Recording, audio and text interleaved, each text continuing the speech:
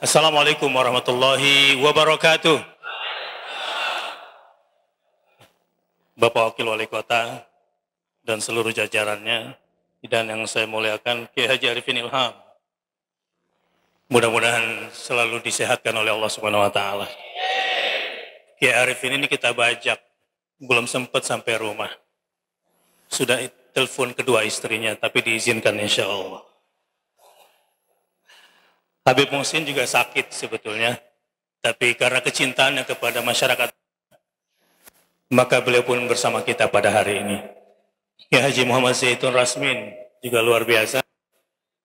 Alhamdulillah kita semua dimampukan Allah bisa sampai di sini. Tadi saya ditanya tentang komentar itu ya.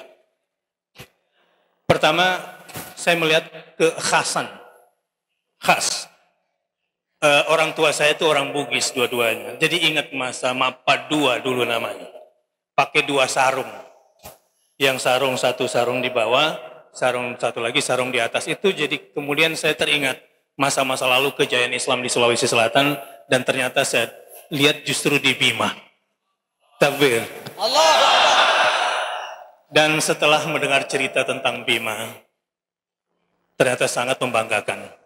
Sultan Salahuddin akhirnya mendengar nasihat ulama, sehingga pada tahun 1949 memilih bergabung bersama Negara Kesatuan Republik Indonesia. Dan ini menunjukkan bahwa memang masyarakat Bima adalah masyarakat yang sangat taat pada ulamanya. Betul nggak? Masyarakat Bima adalah masyarakat yang memuliakan ulamanya, benar? Untuk itu, dengan segala hormat kepada seluruh masyarakat Bima, yang saya dengar juga beberapa falsafah hidupnya, yang kalau maulid itu ada telur 99, di tengahnya ada Al-Quran. Upacara apa itu namanya? Ya, ya anta apua. Apa namanya? Uapua, hanta uapua, uapua, sirih puan. Hanta uapua. Setelah saya dengar dari sahabat saya, Fatur Rahman namanya, yang ada bersama saya, teman sejak kecil. Ternyata falsafahnya luar biasa masyarakat Bima ini. Jadi di tengahnya adalah Al-Quran, di mana masyarakatnya, terutama pemimpinnya, harus sungguh-sungguh berpegang kepada Al-Quranul Karim. Betul gitu? Dan hari ini saya menyaksikannya. Mulai dari airport, berbeda dengan di tempat lain. Di sini saya merasakan seperti pulang ke tanah Islam yang sesungguhnya. Tidak ada kekhawatiran untuk dicegat di depan pintu pesawat. Allah. Karena rupanya dari adat istiadat masyarakat sampai ke pemerintah kotanya betul-betul berpegang teguh kepada al-Islam. Sungguh ini nikmat besar. Umar bin Khattab radhiyallahu anhu berkata, "A'azzanallahu bil Islam." Pemimpin 2/3 dunia ini berkata, kami sudah dimuliakan Allah dengan Islam. فَإِذَا بَتَغَيْنَا الْعِزَّةَ بِغَيْرِهِ أَذَلَّنَا اللَّهُ. Kalau kami mencari izzah, kemuliaan, kehormatan selain Islam, maka Allah akan hinakan kami. Niscaya itu juga yang menjadi pegangan masyarakat Bima, insya Allah. Betul ya? Konon kemarin ada upacara katanya pelantikan kesultanan yang baru diadakan di pasar ya. Baru kemudian sumpahnya bukan pakai Quran, tapi pakai kapak atau pakai golok. Ini mengingatkan sejarah. Ini saya bicara gini karena ada Pak Wakil Wali Kota untuk sampai pesan, dan mudah-mudahan budaya yang sudah sangat hebat ini terus berjalan. Karena Islam di Indonesia butuh patriotismenya orang-orang Islam di Bima. Siap bela Islam? Ketika Abu Bakar dilantik, kemudian dia berkata, ingatkan aku, luruskan aku kalau aku bersalah. Maka Umar berkata, iya saya luruskan kamu pakai pedang ini. Begitu. Itulah falsafah yang kemudian diambil oleh Sultan Salahuddin, dan itu dari Bima. Takbir. Dan mudah-mudahan semangat itu, heroisme itu, berpegang teguh kepada Islam itu tetap dirawat. Maka pesan saya datang dari Jakarta ke sini, pertama, bahwa Islam saat ini sedang dimuliakan oleh Allah, dan sepertinya benih-benih kebangkitan Islam dunia akan bermula dari Indonesia. Dan masyarakat Bima siap menjadi bagian pentingnya di dalamnya. Saya tidak mengada-ngada dengan apa yang saya ucapkan. Dulu, para pakar-pakar Islam, sejak saya masih kuliah di Madinah, sering bercerita tentang jemaah haji Indonesia. Sering bercerita tentang apa yang dia lihat di Indonesia. Bahwa kemungkinan besar giliran Islam Melayu, Islam Asia Tenggara, dan mungkin titiknya Indonesia untuk bekal bangkitnya umat Islam ke depan. Saat itu saya sempat tidak percaya, bahkan saya pernah mendengarnya sejak masih di pesantren dulu. Apalagi ketika Indonesia secara ekonomi diterpa oleh gelombang krisis moneter, kemudian terpuruk jatuh. Muncul berbagai tradisi kemusyrikan di beberapa tempat di Indonesia. Ya, budaya-budaya yang atas nama budaya tetapi kemudian menistakan Islamnya. Perkembangannya kemudian menjadi liberalisme, begitu kokoh di Indonesia, dan sebelumnya sekularisme. Tapi hari ini, di luar dugaan, saya pernah kedatangan seorang tokoh pergerakan Islam internasional, dan dia berkata kepada saya, selamat, Allah telah memilih tanah Indonesia sebagai bangkitnya kekuatan Islam baru di dunia. Wallah, saya tidak mengada-ngada dengan apa yang saya katakan. Terus saya berpikir, dari sisi mana dia bisa mengatakan itu? Ternyata pada 3 poin penting yang saya catat. Walau dia kemudian memberikan nasihat 3 poin kepada saya, dan ini yang ingin saya bagi. Yang pertama, Allah menurunkan izzah Islam kepada umat Islam saat ini di Indonesia, betul? Sekarang saya mau tanya sama Anda, harga diri Anda sebagai seorang Muslim belakangan ini mulai bangkit atau tidak? Kenapa? Kenapa? Ada yang mengusik, ada yang terlihat dan ada yang tidak terlihat. Ada yang terasa dan ada yang rada-rada hampir terasa. Ya, saya kira mungkin fenomena yang berbau politik sekarang diantaranya. Tetapi sesungguhnya, kalau boleh saya ingin jelaskan, karena kami berada di epicentrum ini memang kehendak Allah. Kenapa Allah tentukan Al-Ma'idah 51 di Indonesia? Ini maunya Allah. Allah sedang turunkan satu ayat. Jamaah rahimakumullah, dulu-dulu kenal nggak dengan Al-Ma'idah 51? Sekarang mulai kenal, hafal. A'udzu billahi minasyaitonir rajim. Bismillahirrahmanirrahim. Ya ayyuhalladzina amanu. Apa artinya? Wahai orang-orang yang beriman, la tattakhidul yahuda wan nasara awliya.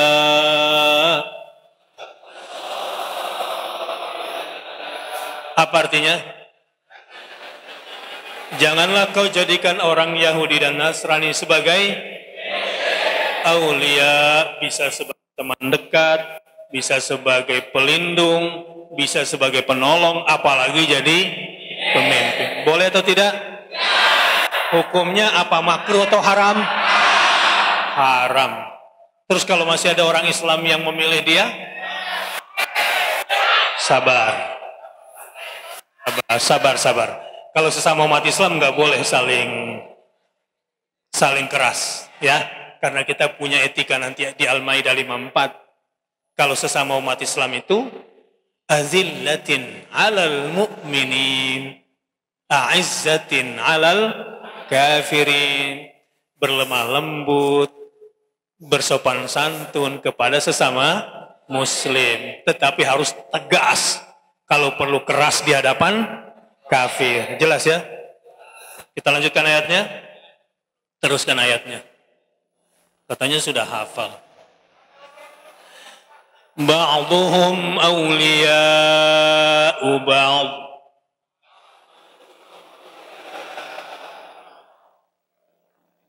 Sebagian mereka menjadi pemimpin bagi sebagian. Setuju nggak kalau orang Hindu Bali, gubernurnya orang Bali? Orang Hindu juga. Setuju nggak kalau wali kota Bima orang Hindu? Kenapa? Ba'duhum awliya'u ba'd. Sebagian mereka menjadi pemimpin bagi sebagian yang lain. Nah, karena Indonesia sudah kelamaan meninggalkan Al-Quran dalam gaya hidupnya, termasuk dalam pola mencari pemimpinnya, makanya diledakkanlah Al-Maidah 51. Iya. Kenapa Al-Maidah 51 diledakkan? Karena sudah ada yang menghendaki Al-Maidah 50. Afa hukmal jahiliyati yabghun. Apakah hukum jahiliyah yang mereka kehendaki? Iya. Sekarang ini ada yang menghendaki hukum jahiliyah kembali lagi ke Indonesia. Ada yang melawan. Yang melawan prinsipnya bagaimana? Wa man ahsanu minallahi hukma liqaumin yuqinun. Gitu ya. Siapa yang lebih bagus hukumnya dibanding hukum Allah menurut orang-orang yang yakin? Karena ada yang ingin membawa hukum jahiliyah, ada yang hendak membawa agenda jahiliyah, maka ada umat-umat Islam yang yakin bahwa ayat suci di atas konstitusi meledaklah. Bagi orang Bima, tinggi mana? Ayat konstitusi atau ayat suci? Ayat suci. Tapi ada yang bilang begini, ayat konstitusi lebih tinggi kedudukan hukumnya di Indonesia daripada ayat suci. Siapa itu? Biarlah, munafikun selalu ada. Karena ada yang menghendaki hukum jahiliyah, maka ada yang melawan. Seandainya tidak ada nahi mungkar seperti yang dijelaskan oleh Kiai Muhammad Zaitun tadi, niscaya seluruh Indonesia akan menjadi jahiliyah semuanya. Ngomong-ngomong, jahiliyahnya yang mana sih? Tahu nggak? Begini, keadilan sosial bagi seluruh rakyat Indonesia kira-kira masih ada atau tinggal sedikit? Hah? Yang saya mau tanya lagi, kerakyatan Indonesia ini kan negara kerakyatan. Jadi kedaulatan di tangan siapa? Ini masih ada nggak di Indonesia? Kedaulatan di tangan siapa sekarang? Pemodal. Iya. Kan Habib Muslim tadi bilang, yang memberikan tanah supaya menjadi NKRI ini kan para sultan. Berapa tadi sultannya, Bib? Apa? Ada 400 kesultanan. 400 kesultanan seluruh Indonesia, termasuk Sultan Salahuddin. Menyerahkan tanahnya ke Indo.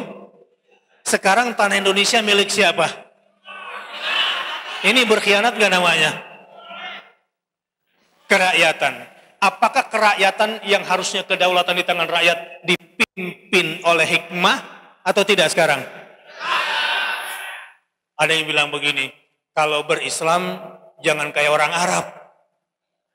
Ya, kamu tidak akan memahami Pancasila kalau enggak belajar sama orang Arab. Terutama kata hikmah. Mahiyal hikmah al-hikmatu hiya al-ilmun nafi' wal amalus salih. Hikmah adalah ilmu yang bermanfaat yang diamalkan dalam bentuk amal kerakyatan yang dipimpin oleh siapa? Oleh yang punya ilmu tapi bermanfaat dan beramal. Sekarang mencari pemimpin yang begini atau tidak? Tidak. Waduh, keras sekali. Jadi kerakyatan yang dipimpin oleh kebijaksanaan dalam perwakilan. Apakah masih dalam permusyawaratan dan perwakilan? Wah, tidak semua. Ini yang disebut dengan mengembalikan Indonesia pada kejahiliahan. Sebab ciri-ciri organisasi itu dikatakan Islam kalau ada syura, permusyawaratan. Tidak sama demokrasi dengan musyawarah. Apalagi permusyawaratan perwakilan. Sehingga adalah MPR. Sekarang MPR kemudian kehilangan. Jadi masih ada nggak sila keempat? Opong. Ini yang disebut dengan mengembalikan Indonesia pada jahiliyah. Persatuan Indonesia sebelum ini ada nggak? Pecah-pecah. Di Bima ini, coba saya mau tanya, yang organisasi masa Islamnya Muhammadiyah, angkat tangan. Yang NU, angkat tangan. Jadi di sini ormasnya apaan ya? Hah? Ini nanti saya mau cerita. Ada sosial baru yang terbentuk di Indonesia, ada cross culture. Baik. Sekarang ini persatuan Indonesia pun mulai terancam. Sekarang saya mau tanya, sila kedua. Apa sila kedua? Jangan-jangan orang Bima nggak hafal Pancasila nih. Hafal? Pancasila. 1. Ulangi, ikuti saya. Pancasila. 1. Teruskan. 2. 3. 4.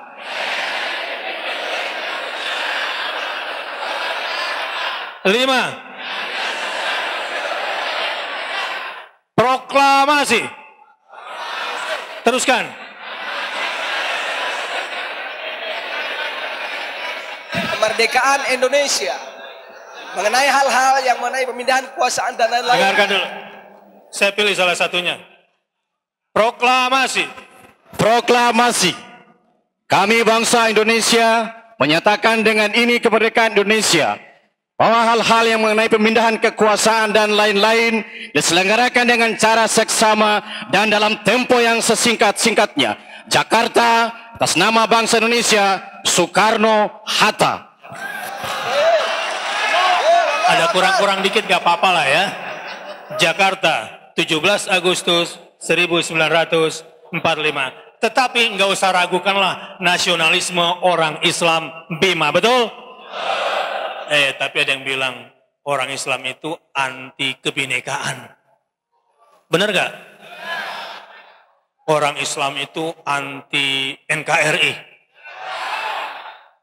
Padahal mereka belum tentu hafal proklamasi. Belum tentu hafal Pancasila, betul? Kembali. Kenapa kita tidak boleh memilih pemimpin teman dekat dari kalangan Yahudi dan Nasrani? Sebetulnya saya bercerita begini enggak kontekstual dengan orang Bima. Orang Bima nggak usah diajarkan soal ini. Orang Jakarta yang harus belajar seperti ini, gitu ya. Takbir.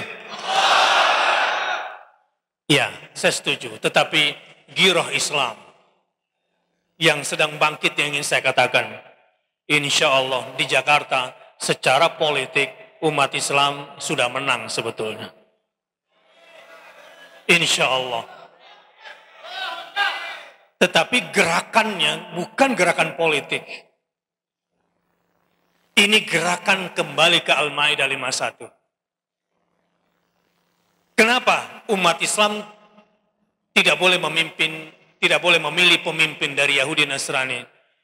Wa may yatawallahum minkum fa innahu minhum. Sama-sama. Wa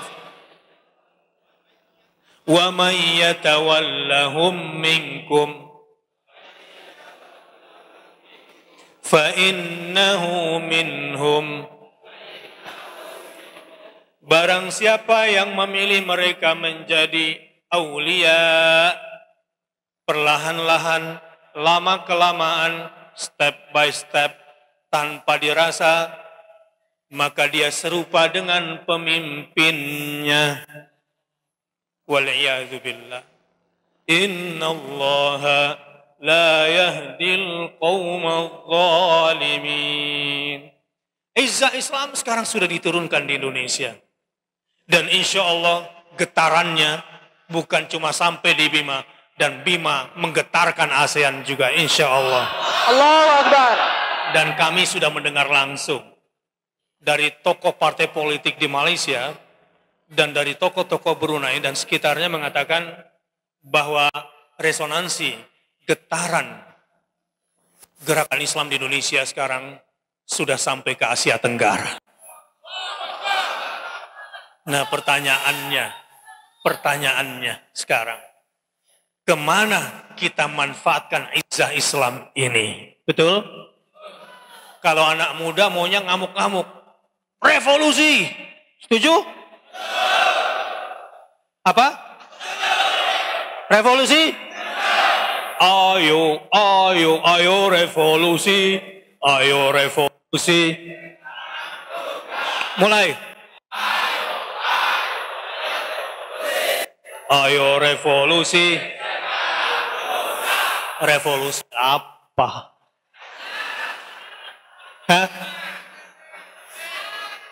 Kalau mau direvolusi, ingin umat Islam kuat, ingin umat Islam menang secara individu, pertama harus kuat dan direvolusi dulu akidahnya.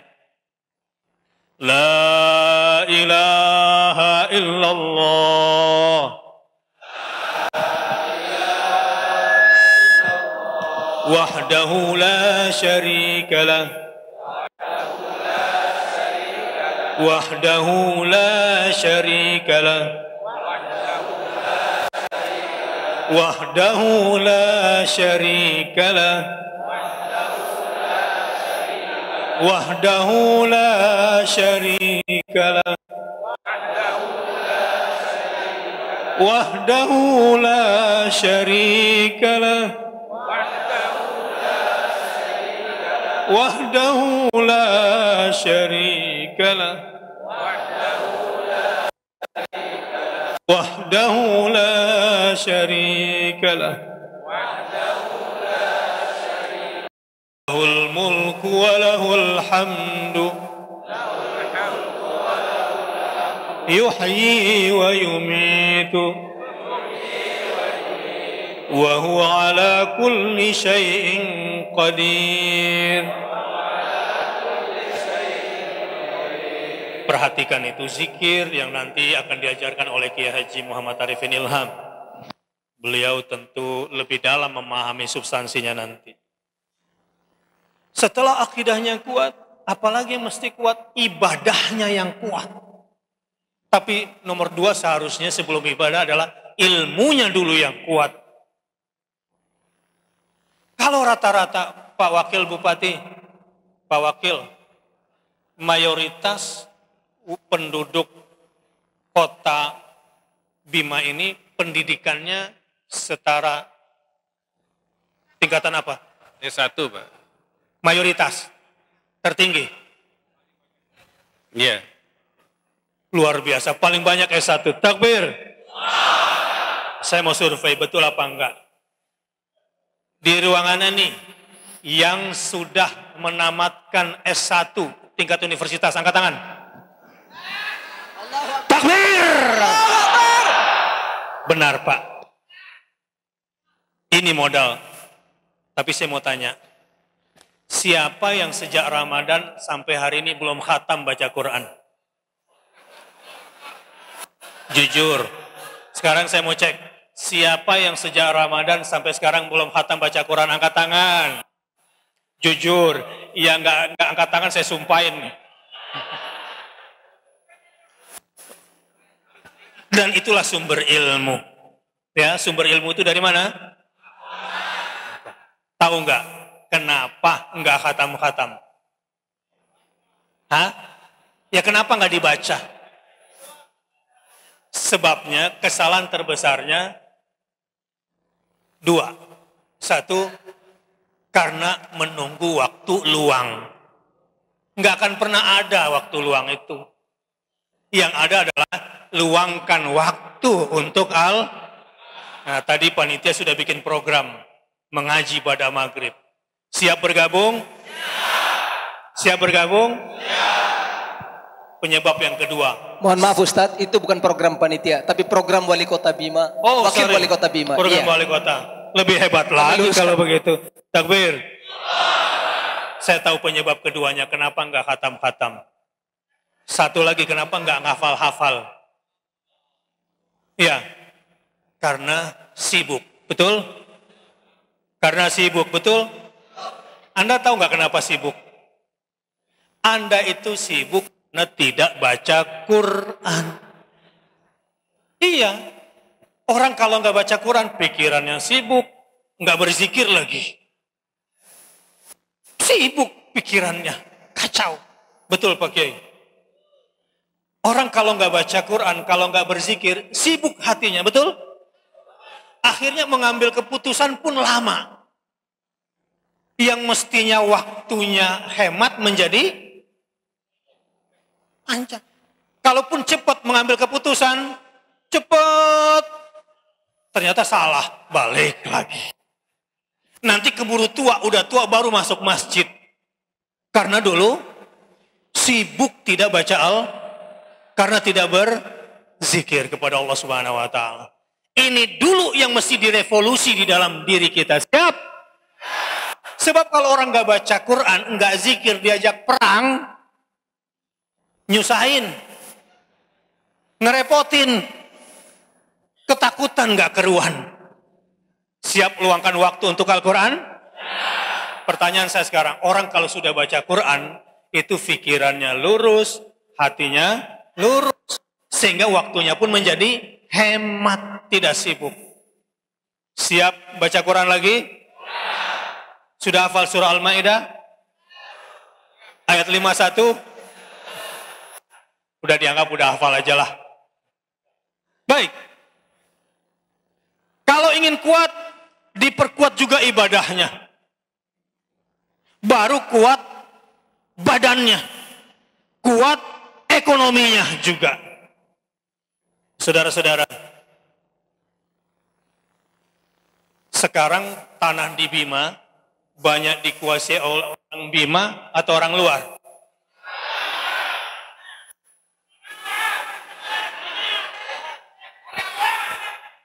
Tanah di Bima sekarang banyak dimiliki orang Bima atau luar Bima? Jangan marah sama orang, karena ekonomimu lemah. Siap bangkit? Mulai hari ini siap belanja di warung tetangga? Siap? Anda sih belanjanya di penjajah. Akhirnya penjajahnya yang untung. Siap berdagang lagi? Apa sarapan paginya orang Bima? Nasi. Makan siangnya? Malamnya? Pantes. Tapi apa kue khasnya orang Bima?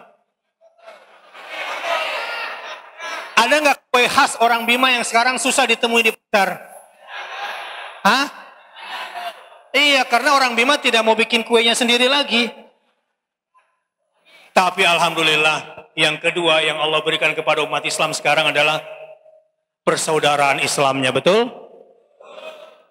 Kalau sudah bersaudara, siap nggak kita gunakan untuk persatuan Indonesia? Siap bersatu untuk Indonesia? dari Sabang sampai Merauke, sambung menyambung menjadi satu.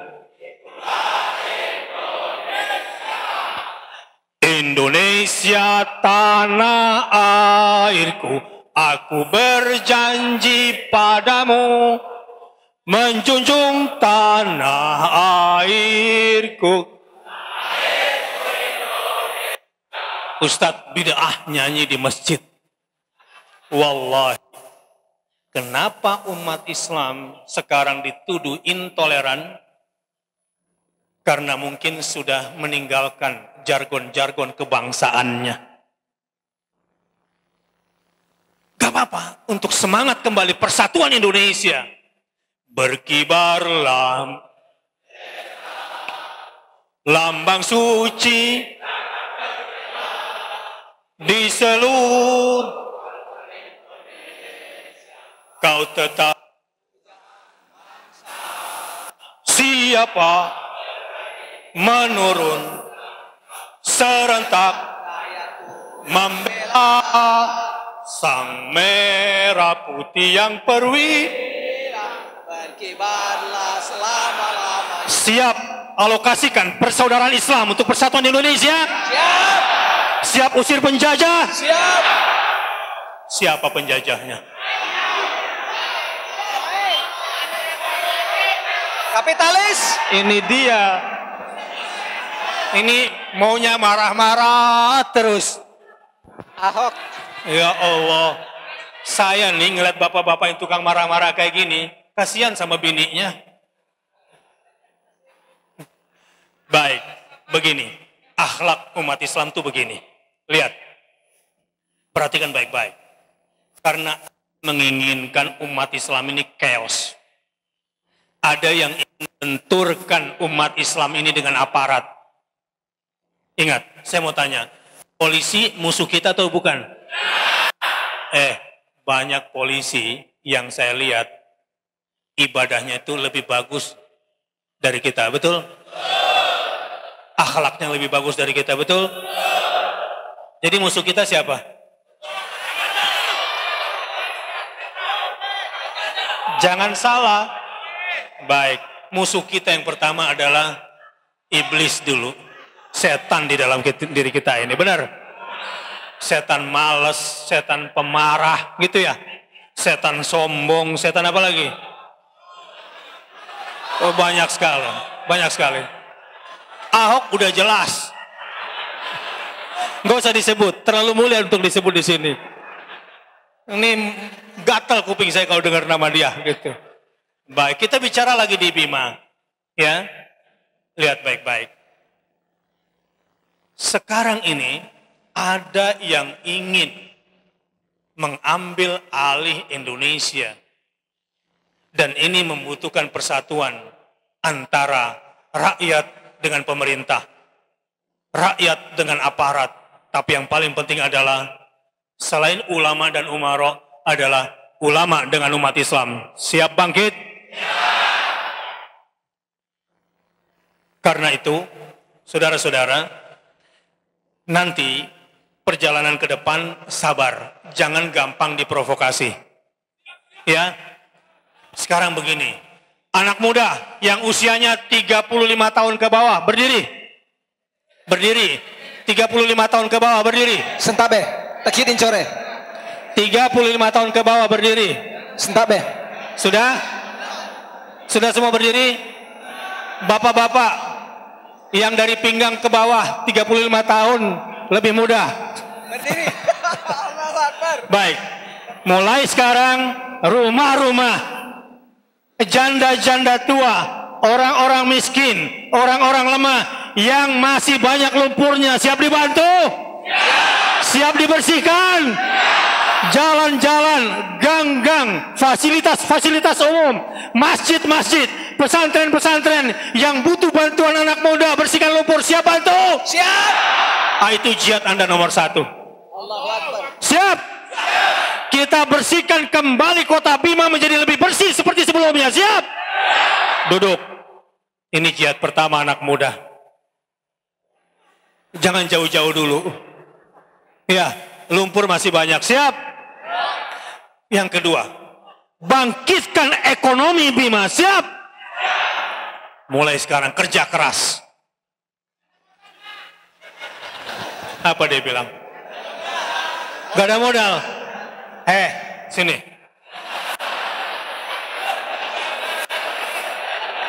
Sini. Maju yang ngomong.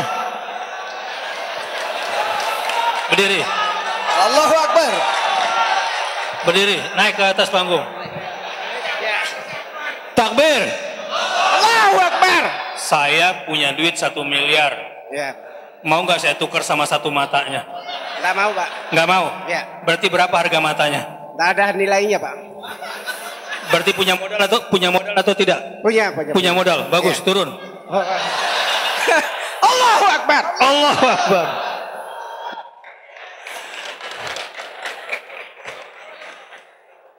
Siapa lagi yang bilang nggak punya modal?